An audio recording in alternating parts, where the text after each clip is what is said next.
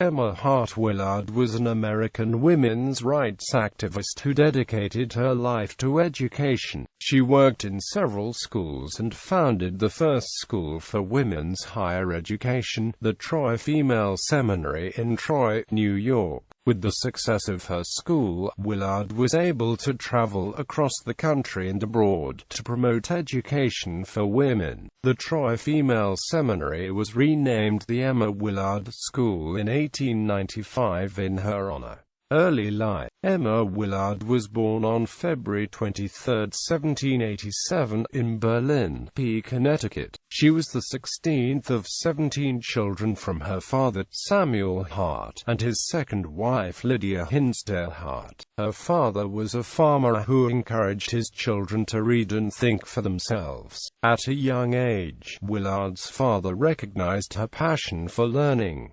At the time, women were only provided basic education. However, Willard was included in family discussions such as politics, philosophy, world politics and mathematics that were primarily male subjects. At age 15, Willard was enrolled in her first school in 1802, in her hometown of Berlin. She progressed so quickly that just 2 years later, at the age of 17, she was teaching there. Willard eventually took charge of the academy for a term in 1806.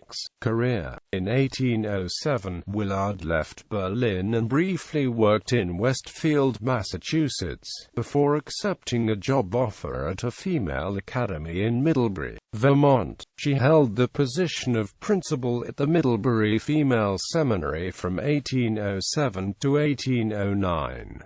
However, she was unimpressed by the material taught there and opened a boarding school for women in 1814, in her own home. She was inspired by the subjects her nephew, John Willard, was learning at Middlebury College and strived to improve the curriculum that was taught at girls' schools. Willard believed that women could master topics like mathematics and philosophy rather than just subjects taught at finishing schools. This passion for women's education led her to fight for the first women's school for higher education. Her success inspired her to share her ideas on education and to write a plan for improving female education in 1819, a pamphlet that she presented to the members of the New York legislature. Her plan included a proposal for a women's seminary to be publicly funded just as men's schools were. Willard did not receive a response from the legislators, who believed women's education to be contrary to God's will. Willard finally received support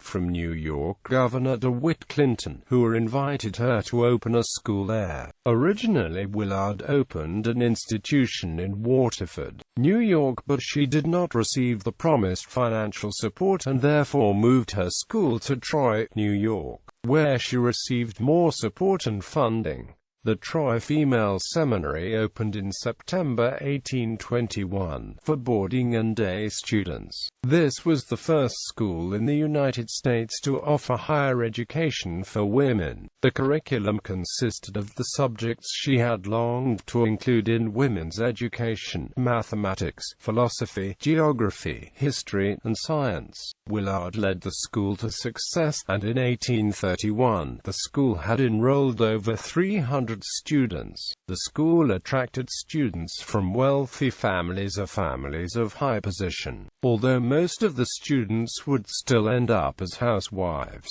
Willard never hindered her students' pursuit towards women's education and continued to fight for the rights. Despite her reputation today in women's history, Willard was not a supporter of the women's suffrage movement during the mid-19th century. Willard believed that women's education was a much more important matter. When Emma Willard addressed the New York State Legislature in 1819, the year before, for example, Thomas Jefferson wrote a letter in which he suggested women should not read novels as a mass of trash, with few exceptions. For like reason, too much poetry should not be indulged. Emma Willard told the legislature that the education of women has been too exclusively directed to fit them for displaying to advantage the charms of youth and beauty. The problem, she said, was that the taste of men, whatever it might happen to be, has been made into a standard for the formation of the female character. Reason and religion teach us, she said, that we too are primary existences,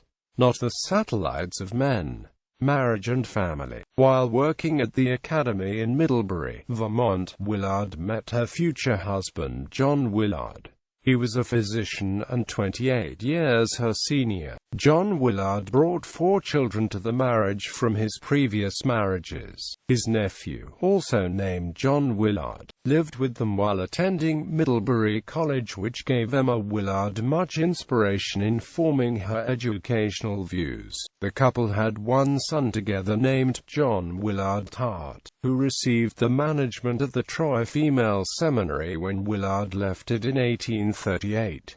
Her first husband died in 1825, and in 1838, she married Christopher C. Yates, but was divorced from him in 1843. Works, along with the profits made from the Troy Female Seminary. Willard also made a living from her writing. She wrote several textbooks throughout her lifetime, including books on history and geography. Some of her works include History of the United States, or Republic of America, A System of Fulfillment of a Promise, a treatise on the motive powers which produce the circulation of the blood, Guide to the Temple of Time, and Universal History for Schools, Last Leaves of American History, Astronography or Astronomical Geography, and Morals for the Young. Willard also published a book of poetry, The Fulfillment of a Promise, with her most popular poem entitled Rocked in the Cradle of the Deep,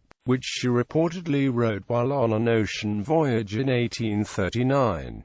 In 1830, she made a tour of Europe, and 3 years later published the proceeds from the sale of the book she gave to a school for women that she helped to found in Athens, Greece. Works with other authors. Willard co-wrote the Woodbridge and Willard Geographies and Atlases with American geographer William Channing Woodbridge. Also with Woodbridge she co-authored A System of Universal Geography on the Principles of Comparison and Classification. She has been the subject of several biographies.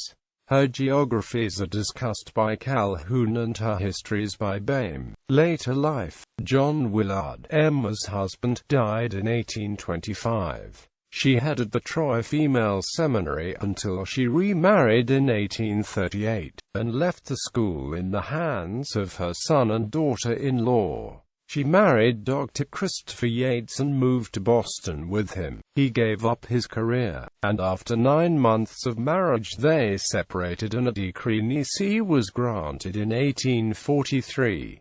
She spent her later years traveling across America and throughout Europe to promote women's education. In support of her efforts, she published a number of articles and presented lectures across the country to promote the cause. Her efforts helped to establish a school for women in Athens, Greece. Emma Willard died on April 15, 1870, in Troy, New York, and was interred at Oakwood Cemetery. The Troy Female Seminary was renamed the Emma Willard School in 1895 in her honor, and today is still promoting her strong belief in women's education. A statue honoring her services to the cause of higher education was erected in Troy in 1895. An Emma Willard Memorial was erected in Middlebury, Vermont in 1941.